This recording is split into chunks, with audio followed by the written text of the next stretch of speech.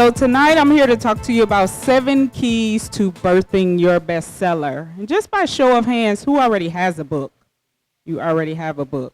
All right? One person. Who's thinking about writing a book? All right? You have an idea that you might.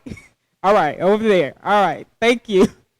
So first, before we get into the tips, I want to let you know I serve as CEO of So It Is Written, writing and editing services. I've been in business a little over 7 years now, but I've been writing and editing for probably 15 years.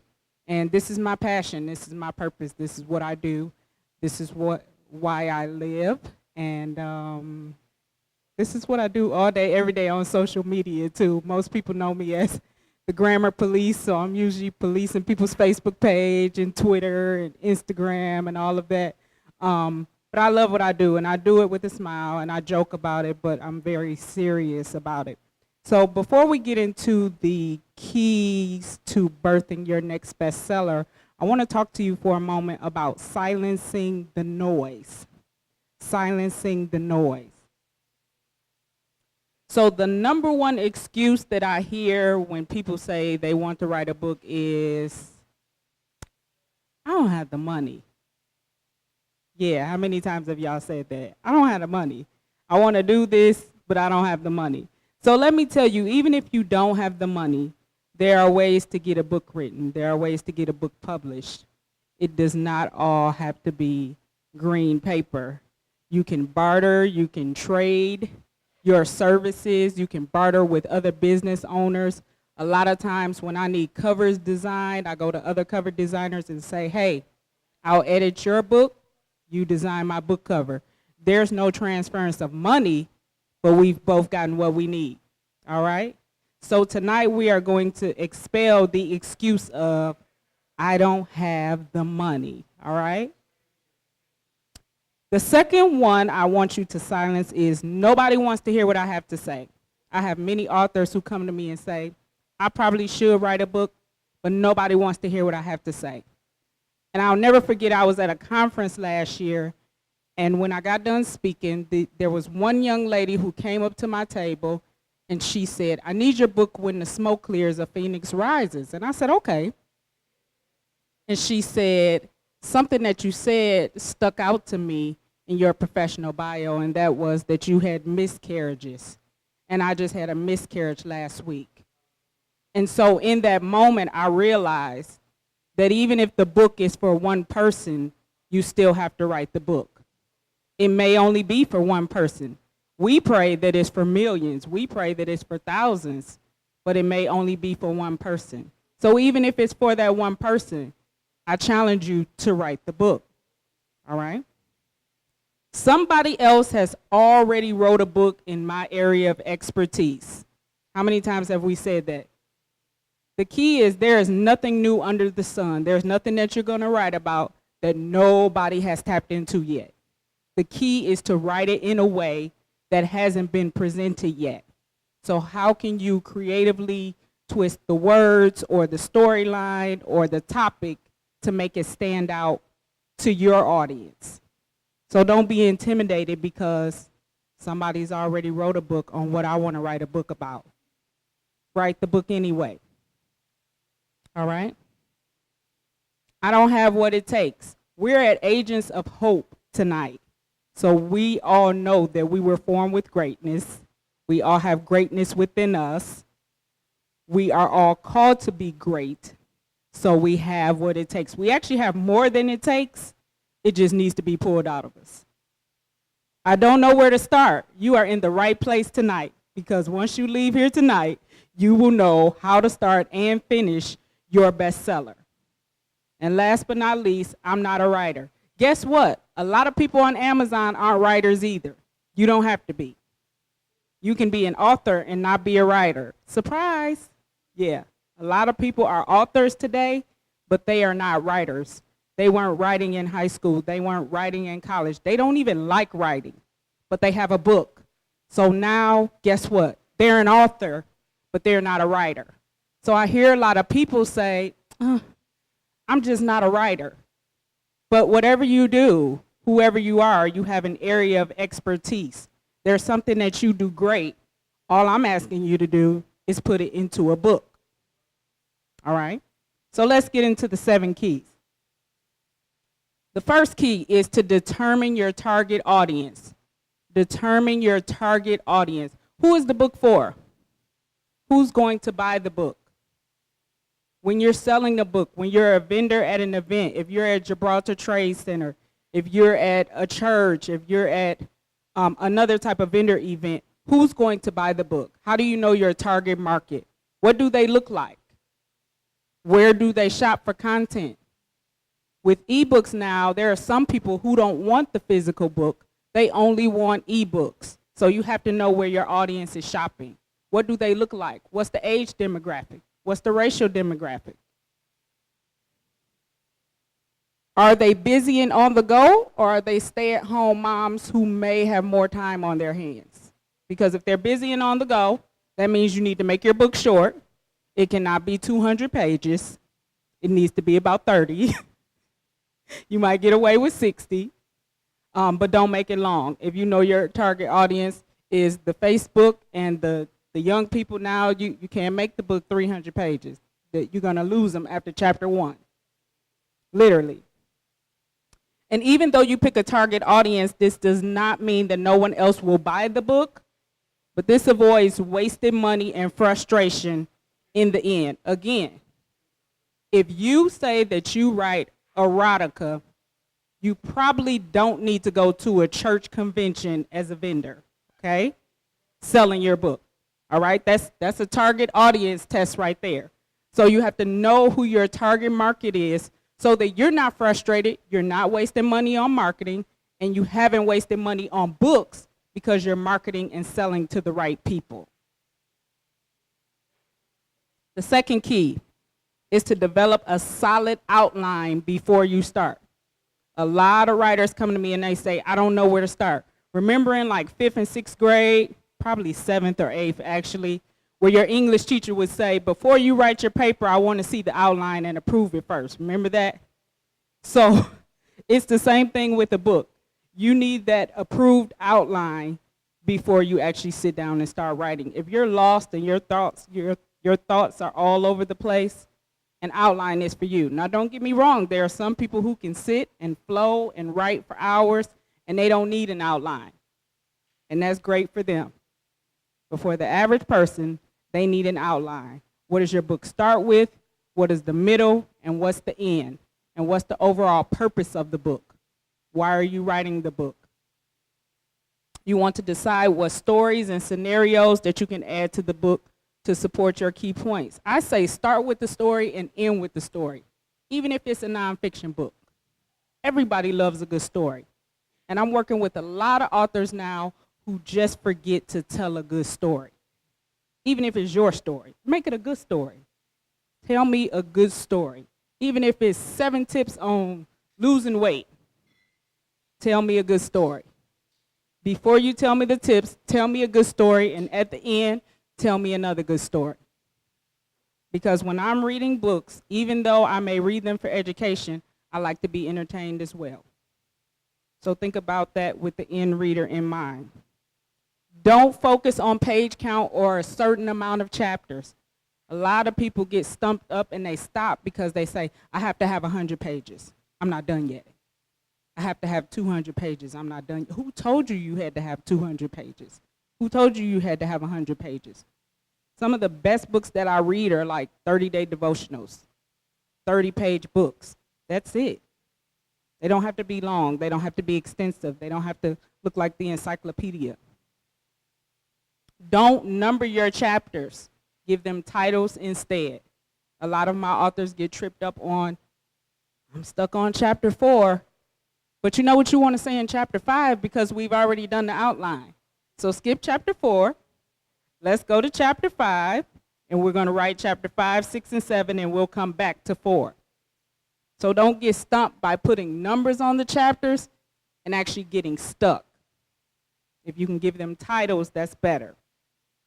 All right? And write what you know. Write what you know. If you're writing about a story that isn't complete yet and it's not ended, write what you know. And that's how you know the book also isn't finished yet. because you don't know how it ends yet. For some people, if it's fiction, you can make up the ending. But if it's your life story and things haven't come full circle yet, then maybe the book is not done yet. All right? Also, schedule your writing time. You want to schedule your writing time. It has to be scheduled like an important doctor's appointment, or guess what? It won't happen. It will not happen. I'm a testament to it. If I don't schedule my writing time, it does not happen. The kids will come in the room, my husband will call, I'll be watching Empire, something else will pull me away from the writing. You have to schedule it like it's an important doctor's appointment. And when I say schedule it, write in the place that inspires you the most. And that may change over time. For me, it's Starbucks sometimes it's my office, sometimes it's the bedroom. It depends what I'm writing. But again, find that place that inspires you the most. Okay?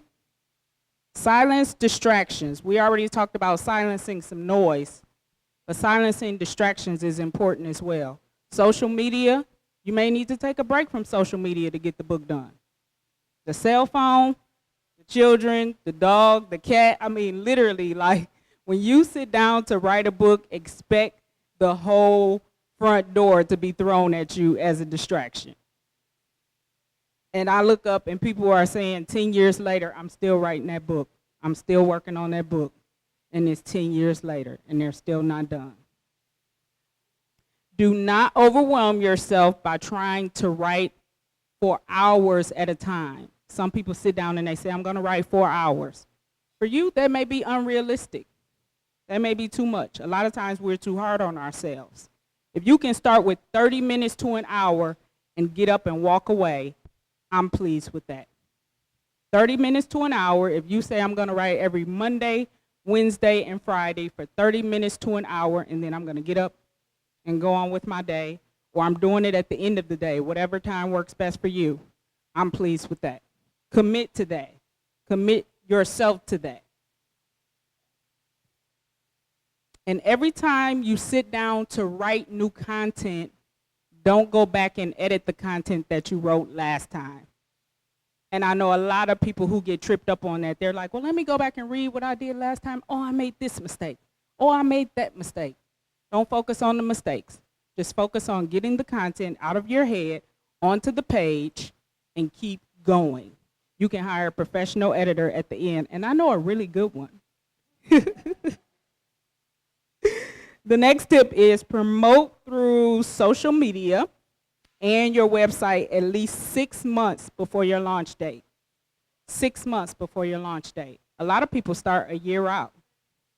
A year before the book is out, while they're even still writing, they're promoting. On their website, they're taking pre-orders. On social media, they're uploading snippets. They're sharing it with friends, maybe by email. Maybe it's a select few people who get to read, maybe chapter 1, chapter 2.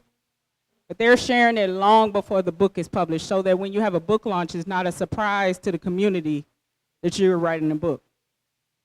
By this point, you've built anticipation and people are waiting for it. They're hungry for it. All right? On Facebook, I know specifically you can create an author page and a platform on all other social media sites.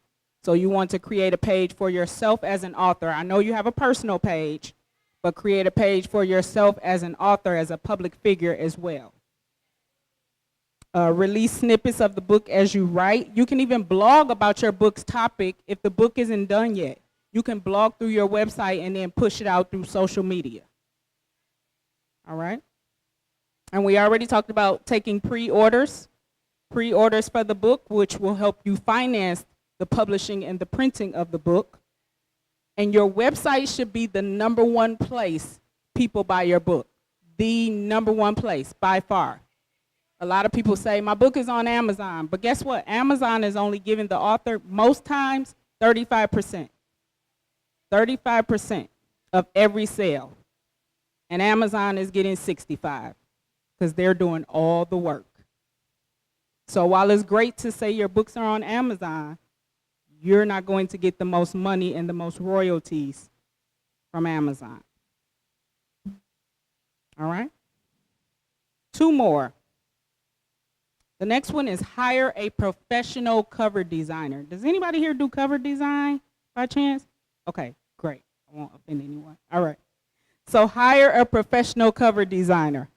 Readers truly do judge a book by its cover. You've heard that before. Don't judge a book by its cover. They will. They will. They absolutely will. And unless you are the brand, consider putting a different image that reflects the overall message of the book versus your professional photo.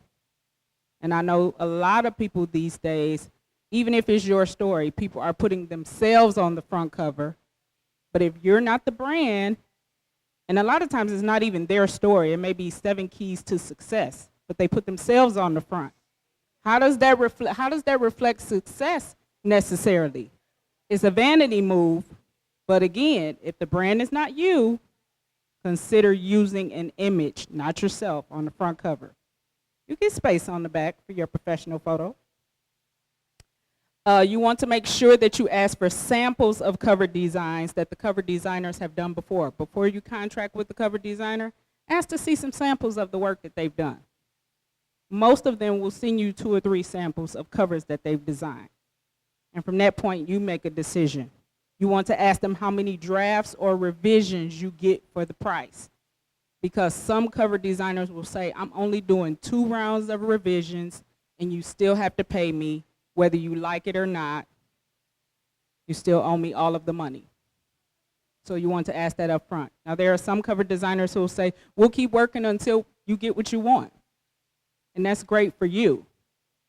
But there are many cover designers who will say, I'm doing 2, maybe 3 revisions, and after that, I'm done. All right? Make sure that they design the front cover, the back cover, and the spine. A lot of the authors who come to me say, my cover is done already, but they only have the front cover. That's all they have. They don't have the back cover done. They don't have the spine. It hasn't been properly calculated because we don't even know how many pages the final book is. So they don't have a cover yet. They have a front cover. All right? And once you go to print the book, even though you may design the cover while you're writing the book, once you go to print, you may have to send them a template for your print-on-demand company. So wherever you're printing, whether it's through CreateSpace or a local printer, they can give you the specifications for the cover design, and you send that to the designer. That's to make sure that your spine is not running over to the front or the back. Most books, when you put them in Barnes & Noble, they go up with the spine. That's the only part you see. Most of them do not go face out unless it's already a bestseller. All right? And last but not least, hire a professional editor. I know a great one. No, seriously. Even if it's not me, you want to make sure the editor has previous manuscript editing experience. They could have worked for the Detroit Free Press. They could have worked for a magazine. You want to make sure that they have previous manuscript editing experience. Check out the website, their testimonials page. Ask for a sample edit. All of my clients receive a sample edit up front before we start the process. That's a 2 to 3 page edit of your manuscript where I mark up and show you what areas will need help.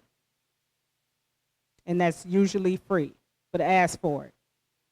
Get clarity on what type of editor the editor is offering.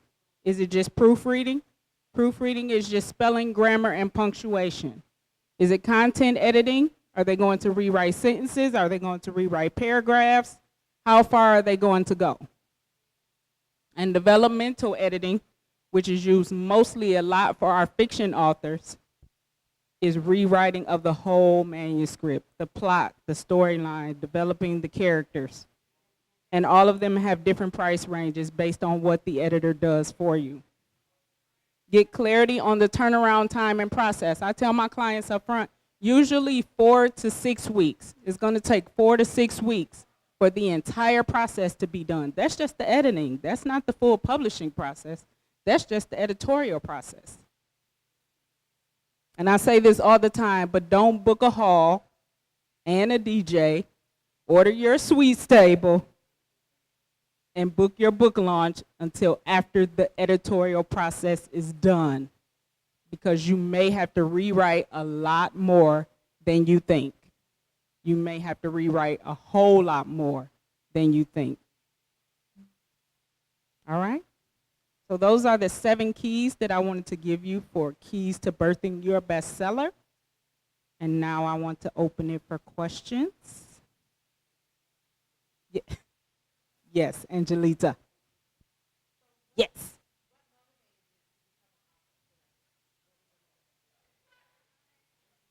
I've had a passion for writing since childhood. I mean, this is my outlet. So I believe that everybody has an outlet of their frustration or anger or hurt, and this is my outlet. So there are 4 books and 1 audio book. 4 of the books are inspirational. Thank you, Angelita.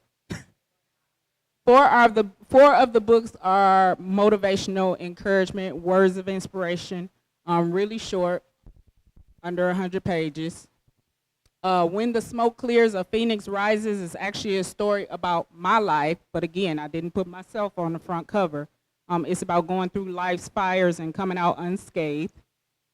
And Grammatically Incorrect is actually a book on editing and self-editing for self-published authors, specifically self-published authors, because a lot of times we're doing everything, we're doing the whole process by ourselves. If you go to a traditional publisher, they'll give you an editor. They'll assign you usually 2 editors. You won't get to pick your editor. But for the self-published author, a lot of people don't know the process. All right, thank you all.